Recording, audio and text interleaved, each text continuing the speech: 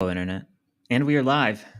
Jason Wilmot here. Today is July 5th, and I hope everybody is doing well today. One of the things that I always do when I do these lives is just to make sure that we're streaming everywhere. I was having a little bit of issues, I would say, earlier, just making sure that our podcast, it's now a podcast, our live stream is going everywhere. So forgive me for checking that while I'm doing this live.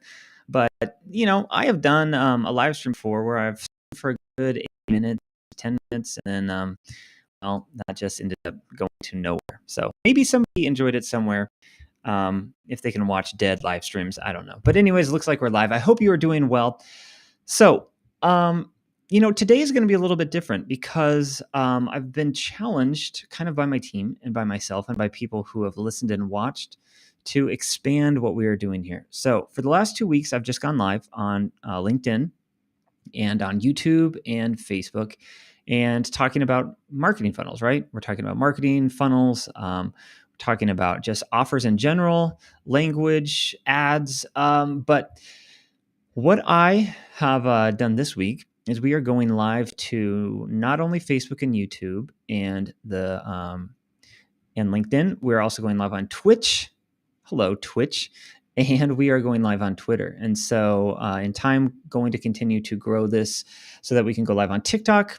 If you're not a follower, follow, because I need to go live on TikTok. But what we are going to be diving into today, a couple things. So one, we're just going to talk about an update on our content marketing strategy, how we are using lives like these, recordings like these, and leveraging long form pieces of content to create short form pieces. And then what I want to talk to you today about is kind of my origin story, because I've realized that I don't really talk about that and I don't tell enough stories. And so that's what we're going to be diving into today. And then last, another thing that I would like to talk to you today about is YouTube and making sure that your YouTube ads are actually getting placed on YouTube. Not too long ago, YouTube made some updates to their campaign settings. And, lo and behold, if you were to try to go in and set up a campaign on YouTube, you would assume that your ads are actually being shown to people on YouTube. Hey, folks, thanks for joining me today. If you have questions, go ahead and drop them below. But back to YouTube, when you're setting up a campaign on YouTube, you would expect that the ads are actually being shown to people on YouTube. That is not the case necessarily. And so sometimes there'll be, technically YouTube is a display network. So your ads might actually get shown in apps or on displays. And if you don't want that to be the case, right? If you have display campaigns specifically for that and you want your YouTube ads to actually be on YouTube, then we'll cover that and I'll teach you how to do that today. Now, I know that people are now listening to this because we are now publishing this to Spotify and other podcast platforms. So hello to you as well. Obviously, thank you to those folks who are watching now. I love your questions. I love the fact that you are hopping in on this. But if you are listening, well, then hello there as well. Let me know if my mic levels need some adjustments. So really excited to be hopping into this today. And like I said, we are going to dive in, I think, with an origin story, because what I think holds true, a lot of times people just get on and talk about something, right? Education, which is my biggest thing. I like to educate people, and tips and tricks and all this. But there's a lot of context behind all of these, educational ideas or hacks or what have you. So let's talk about. Well, actually, let's just back up about 6 years. We could back up beyond that, but I used to be an elementary school teacher. I taught for 8 years in a public school. They were Title I public schools. That means that the kids there probably not as well behaved or as well off as most kids in other high performing or better locations of a city. So I taught fourth grade for 6 years, and I've always had an affinity for technology and leveraging technology in the classroom. And then for the last 2 years, I was in education. I actually switched positions. So I was a fourth grade teacher for 6 years. Those last 2 years in education, I went in to go get my second master's degree, which was in educational leadership, to go into be an administrator. Well, during that transition, I kind of had a really good gig. I was an a technology or computer specialist. I had 650 kids in my classroom every single week. And there wasn't really curriculum at the time. Shout out to Kent Steen. Thank you. So I was able to have some freedom in that classroom. And what I did was I kind of pitched this idea of Minecraft. I pitched this idea of Minecraft to a university professor saying, hey, I think there's something to this game. I think there's an educational component that we could use in this classroom. I think there's creativity, there's teamwork, there's coding, there's a lot of different things that we could do. The guy really liked the idea. He funded the experiment. I brought it to the school and they said, hey, yep, that's fine. You got to get clearance from the district. We got clearance from them. And lo and behold, we started off in this little adventure. Little did I know that that would kind of change the trajectory of my own life and my own understanding of internet marketing and just being able to get the attention of individuals. Now, I don't say that in like a way that, hey, I need your attention. I'm not that kind of person, but like people are on their devices and they're looking at things. That is a much better spot to be marketing to where people's attention currently is, right? So we started off in this experiment. We started playing Minecraft in school. And it was an absolute blast. And I actually started documenting the process because it was pretty cool. These kids were making a lot of stuff, right? They were making games inside of Minecraft. They were making designs. They were building. There's different mods. If you're familiar with Minecraft, you can add these little features on top of it. So there's coding. There's these little turtles. And what I did was I just kind of became this vessel to share what they were doing. And I started just tweeting things, right? I wasn't on Twitter really before this. Not a ton on Twitter at the moment either. But still, what I wanted to do was share this with the parents, share this with the community and say like, hey, this experiment is actually pretty cool. These kids are making things. There's a use case to all of this, right? Because I was getting some pushback from teachers who were like, no, teach them keyboarding, right? I said nay because they were learning how to type in chat in Minecraft, right? So there's a lot of different reasons to be experimenting with this. But fast forward a little bit, I continued to keep marketing what we were doing. And the first year was really, really fun. Started to kind of network amongst other educators and started to get the attention of some folks in education land, whatever that is. So what was cool is the second year that I was in that gig, code.org, which is a good organization to teach kids how to code, they took notice of that. And they said, hey, Jason, we would like to give you some money. So we were named like the classroom of the state of Nebraska for doing really cool things in code. So we were awarded $10,000. And that's when we just added to the technology stack. What we did was we brought in STEM robots. They're robots with STEM, right? Or STEM-minded things, right? So we brought in, I hope I say this right, Arduino or Raspberry Pi devices. We brought in robots. A Kano kit. We just started doing a lot of cool things and continued to just post to Twitter, continued to just post beyond that. And what happened eventually was that Apple, the computer brand, maybe you've heard of them. They've got phones too. They took notice as well. And I was named an Apple Distinguished Educator. And I share this because what this did was this taught me a very important lesson of being able to just put yourself out there on the internet, right? Being able to put yourself out there with content. And it's just so drastically, I wouldn't say drastically, it's vitally important to you as a business owner, you as a marketer, to put your product or put your offer in front of folks, right? Not necessarily just to sell, right? We need revenue. Of course we do, but we need feedback. We need questions. We need dialogue. We need to understand like what are the objections of these people in our offer. And it just gave me this understanding that marketing obviously really matters because it is the direct channel to the consumer. So obviously I didn't go into teaching. I didn't go into administration, and I can kind of touch on that. I'll circle back to it probably in a future podcast. But the main reason why I didn't want to go into education is because I had a philosophical impasse with the way that things were being run in the current model of which I was a part of. And I didn't want to be in charge of something that I couldn't really improve, right? I could have a direct impact on the kids in my classroom. I could have a direct impact on all 650 of those, give them love, give them opportunity, give them the ability to learn and just kind of become a self-learner. But as soon as you move into administration, you start dealing with administrative stuff. And so, of course, what I needed to do was to step into that to make more money at the time, because my wife and I we were going through the struggles of infertility, and it was kind of fighting with the wall of, okay, you need to go make more money as an administrator or something else. And kind of the conclusion that I came to was like, I want to go try to do this on my own. Uh-oh, we might have lost the live stream.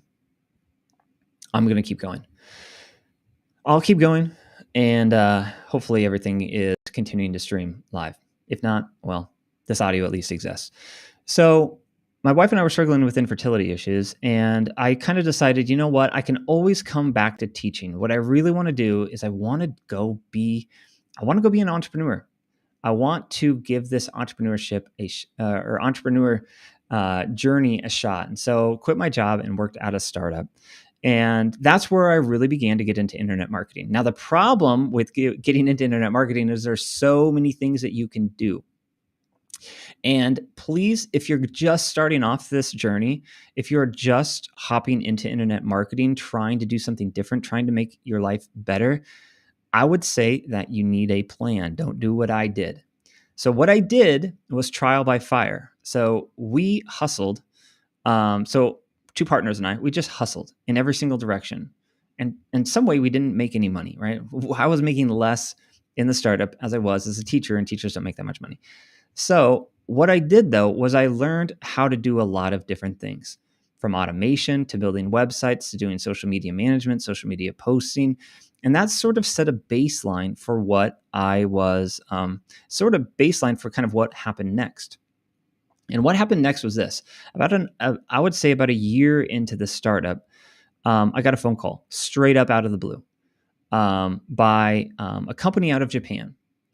And this company out of Japan was a startup, and they were trying to build a software or a platform for kids. And so what they were looking for is they were looking for somebody who had experience in the classroom, but somebody who also had experience in digital marketing. Well, how did they come across me, right?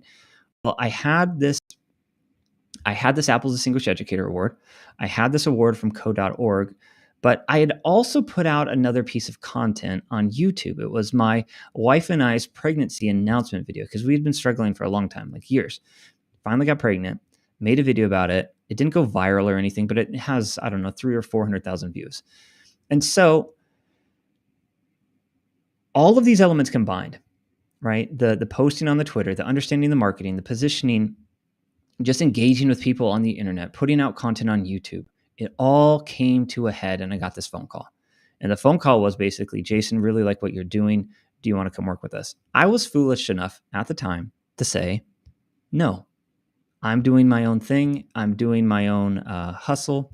It was, looking back, maybe unwise. Maybe I was playing the game. But I got a call a few months later from him and said, hey, Jason, still interested in working with you. We just raised $16 million. Would you now be interested in working with us? And I think at this time, this was like, business was just not going well, struggling to feed my family with my newborn son. And it was like, yes, I will take this new gig. I think at the time, it was $60,000 or maybe $55,000. So it was better than a teacher. But, by the time you pay yourself and all the taxes and everything else in self-employment, it wasn't really that much better, but it was a beginning. And so here I am as a consultant.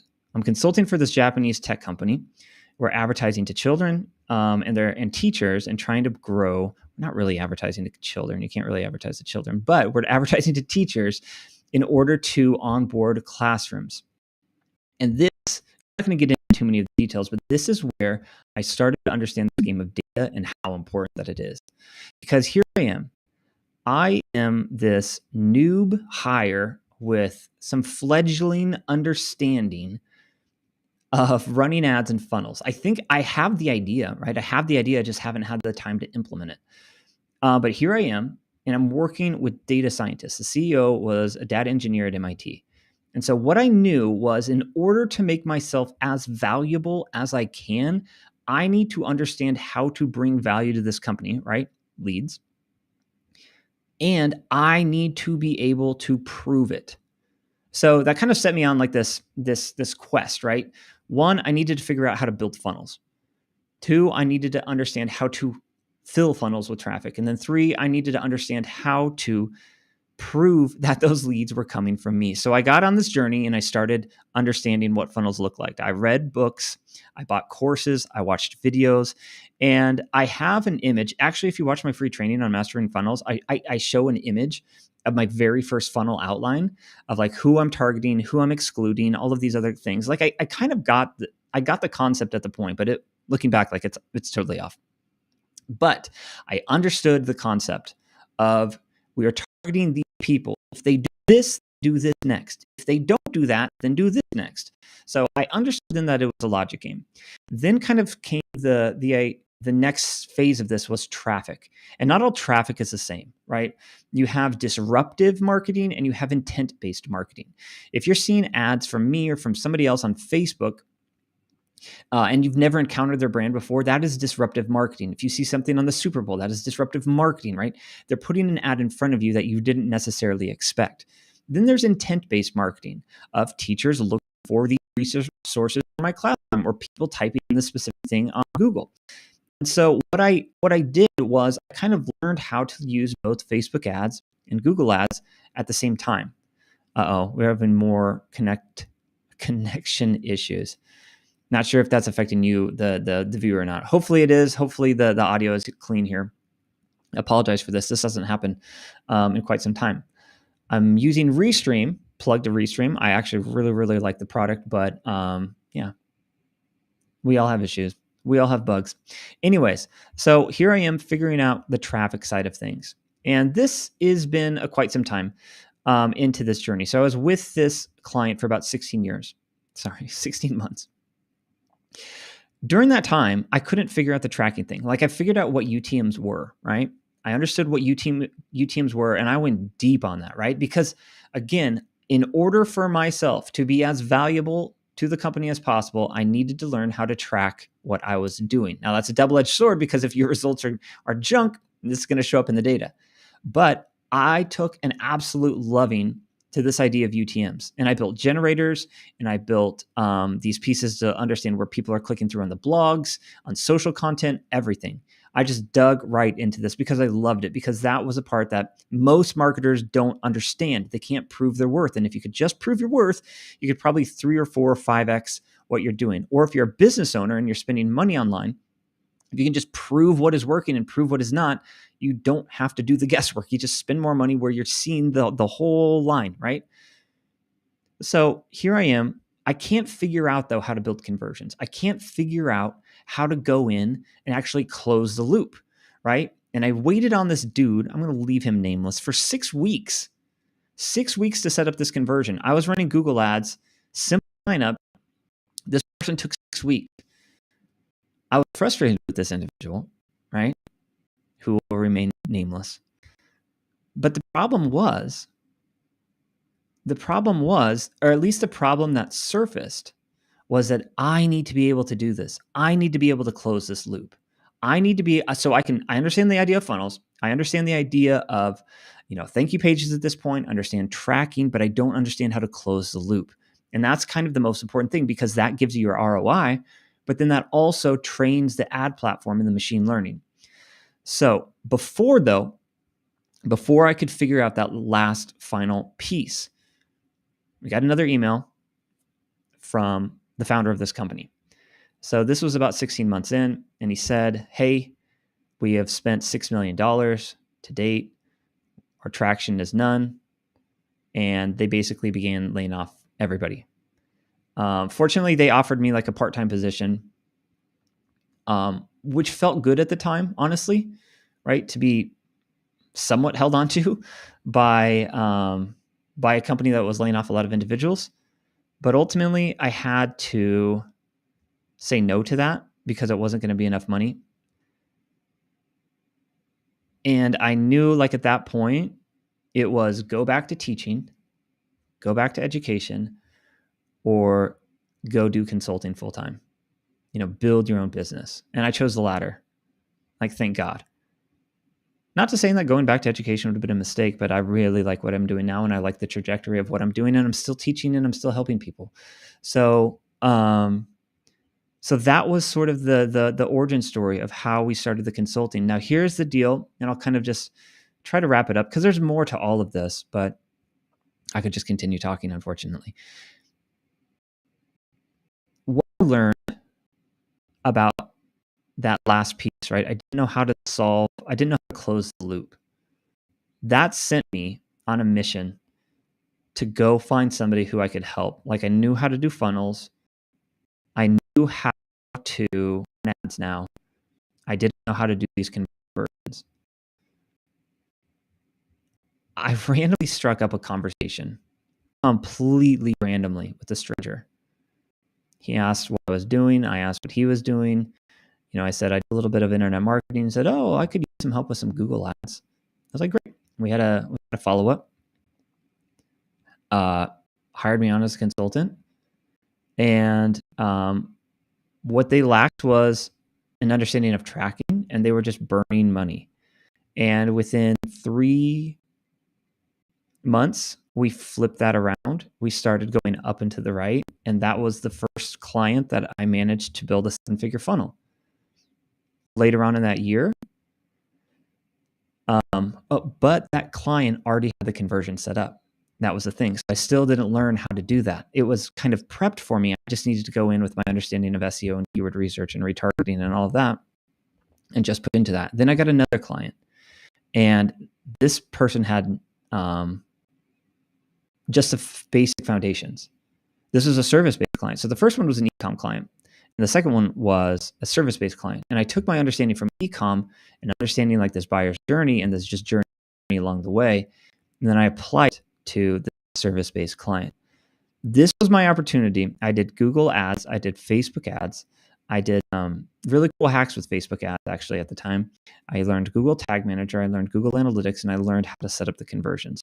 And that was the beginning of this major aha that I know what I'm doing. I can speak for authority. I know how this works.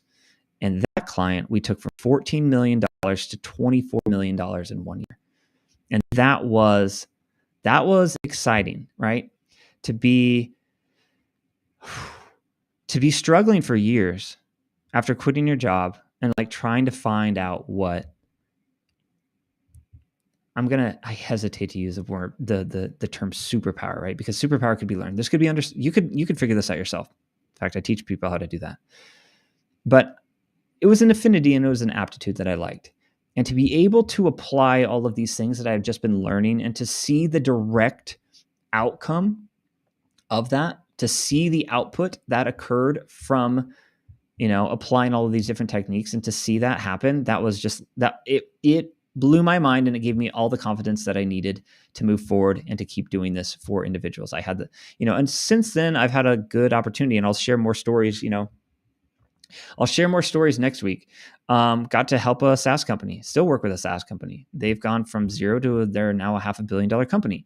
Got to work with the team, another startup that I'll talk about in the next few weeks. Got to work with John Legend, got to work with The Weeknd, got to work with TikTok. And so, it all starts kind of at some point, right?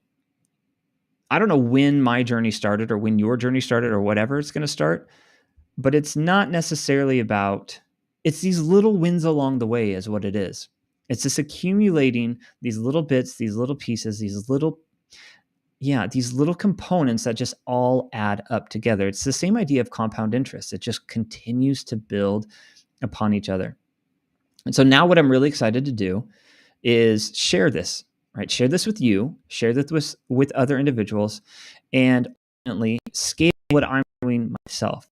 Something that I've always struggled with is, man, I'm really good for other people. What I want to do is scale my own business. And doing these lives, doing this podcast, making this content is part of it, because I have a very good offer and I understand how to help businesses grow. And I have a process that I teach in order to do that. And we could talk about that probably at another portion of the time. but I do want to save some time for the YouTube portion of this live stream. I need to decide whether I'm calling this a live stream or a podcast, because essentially what it is a podcast. It used to be a live stream. Now it's moving into a podcast. And so here we are. By the way, if you are watching this live, go ahead and throw any questions below. Happy to answer them. If you are listening to this recorded, then thank you for listening to this. I do appreciate it. You can learn more about me. You can learn more about my team, HACKTICS.com, HACKTICS.com, or go to jasonwilmot.me. Then if you have a question after you watch it or something like that, leave it in the comments, and then I will address it in the live as well. So what I want to finish with this sort of origin story is it's not necessarily about like anything in particular. Normally it's just a cascading of events of, you get into it and these next things happen, and as you just have to keep following up and keep learning more and stacking this knowledge on top of it, on top of each other. And I think that's the thing that, like, looking back, you can't see that. You can't see that into the future. But looking back, you see that this is a game of just continuing to understand, like, this is a building blocks game. This just gets bigger and stronger and bigger and bigger. And so hopefully, let me end with this as far as the origin story. But you don't have an origin story unless you do it, right? I have an origin story because I took the risk. I hopped out. I tried something on my own. It failed miserably. It failed for quite a while, right? Then it picked up, and then I got traction, and then like things started going well, and then something goes wrong. So the problem with entrepreneurships is it's just some glossy hustle, and all you got to do is just hustle, hustle, hustle. That's not true to that. You have to work because nobody is going to do the work for you. But what you have to understand is there are zigs and there are zags, and it is never a clear line up the mountain. What it is there's a peak and there's a valley, and the entrepreneurship journey is to just keep on going. And the world needs you to keep going because you have a special talent, or you have a special product, or you have a special offer that is better than the competition. And so you need to make sure that the market gets that and receives that, and it will reward you for that. Okay.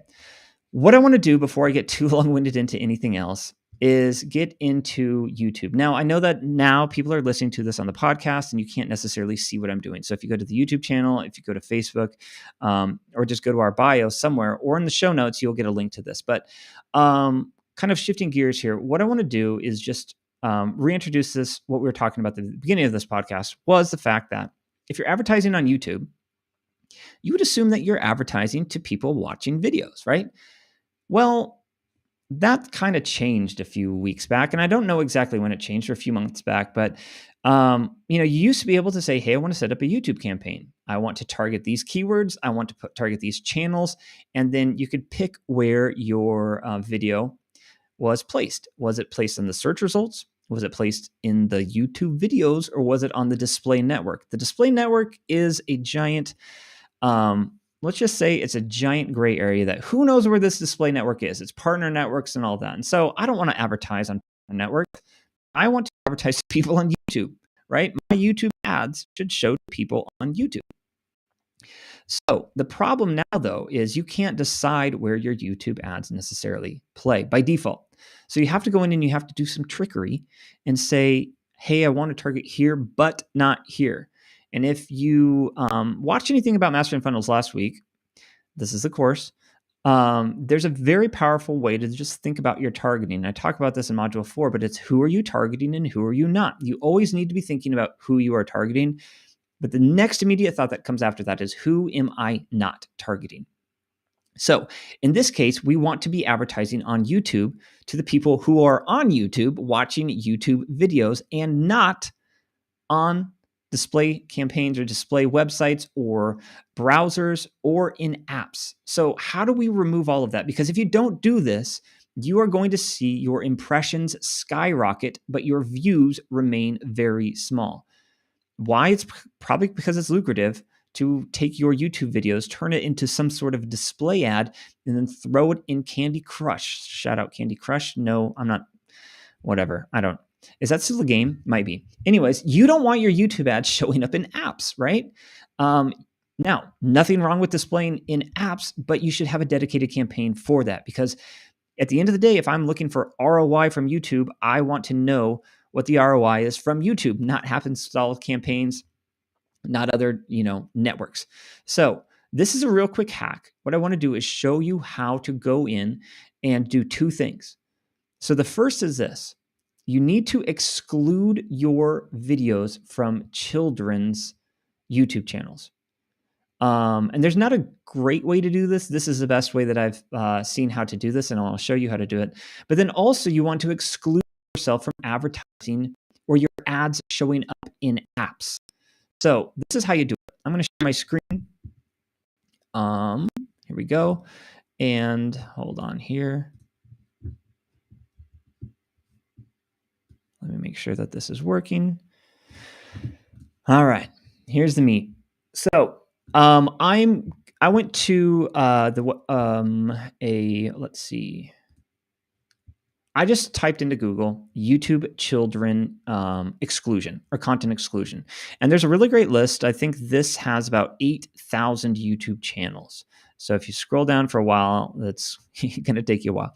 So what you're going to do is you're going to take this list and download it or just copy. All you really need is this column with the YouTube channel URL.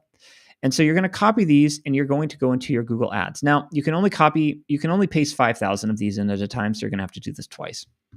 You're going to go to your Google Ads and you're going to go to Tools and Settings and then going down to Placement Exclusion Lists. So from there, what you'll find is a way that you can make an exclusion list. And so here you have the option of excluding from YouTube channels or videos or websites or apps or all apps. Now, if you're going to go the YouTube channels route, what I would do is you copy and paste all these URLs in. It'll only take 5,000 at a time, but then you just do this twice and you hit save. And all of a sudden you have this exclude YouTube kids channel. I mean, you have to type that name in. And you'll see that you're able to take these YouTube channels and just remove them from your current campaigns. And then what you can do is another way of creating an exclusion list is going in and saying new list, and we will just start ticking all of the apps. And so if you want to exclude your ads from apps, what I would recommend, shift click doesn't work on this. So you're going to have to go through all of these. So what you'll do is you'll go in and click all of these and save these as an excluded app. Or you could do like Android apps only or iOS apps only or games only. You can get as creative as you want in this. I would just create an all blanket list of just all apps and all children's YouTube videos. And then what you can do from there is you can just, be a little bit more nuanced than that and create these other little pieces. So once you have these exclusion lists, it's actually it's buried on how to add these to a campaign. So now what I'm doing is I'm showing an image of an old retargeting campaign on YouTube. So this is paused. So I'm in my retargeting campaign. And then what I do is I go to content. So under content, I go down to exclusions. And you don't see the ability to actually add this list because it's buried, because it's hard. It's easy for noobs to lose money in this game. So what you need to do from here is you just go up to topic exclusions and then go down to placement exclusions. And this is where you can press this pencil button and then you can go to use my placement exclusion lists. And lo and behold, you will now no longer be advertising to children on their channel, or your YouTube ads won't show up in apps. Now, obviously there's room for error here, so I would just keep your eye on this. The YouTube channels list is growing at every time. I saw my list right here is only like 1,500. I need to update it to this other list. So it's going to take some time. I shouldn't say that. It will take a little bit of time to just come back and make sure that everything is on the right channels. Obviously, the best spot to do is where ads showed, and then you can go ahead and you can kind of exclude things from there. So if you have any questions on YouTube ads and exclusions and placements, go ahead and ask those, and I'm more than happy to address those. Now, I only have like 2 minutes left before I have to bounce, so don't really have time to get to too many questions today. So what I will say is this. If you have questions about marketing in general, I'd love to talk about that. I like talking about marketing and marketing psychology just because it's It's fun, and I see a lot of brands struggle with this and a lot of offers struggle with this. I did a live 2 weeks ago talking about most companies talk about themselves, and most consumers don't care about companies. Consumers care about themselves. So it's always best to understand what the desired state is of those consumers before you start marketing. I also like to talk about funnels. So mastering funnels is an architecture that I've built over the past few years on a process of how to think about funnels. And I know that kind of sounds weird because there's not a whole lot of courses or education out there on how to think about something. But me coming from my educational background, that is where it all starts. If I'm on a call with somebody and they're just talking about their product, I can understand what the funnel looks like before I do anything on my computer. I can build it in my head. And that's what you should be able to do before you launch your own product or your own offer, or at least the funnel to it.